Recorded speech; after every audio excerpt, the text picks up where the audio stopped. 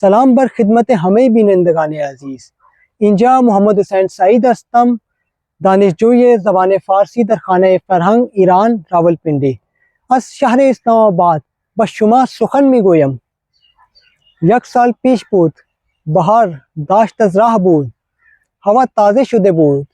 On rows their class فارسی نشسته بودیم که استاد آمد و روی تخته نوشت: رسید مشته که آمد بهار و سبزه نوید. بعد برگشت و گفت فردا نوروز است. من نوروز را می شناختم که آغاز سال نوست. نیز می دانستم که نوروز با شکوفه زدن آغاز میشه.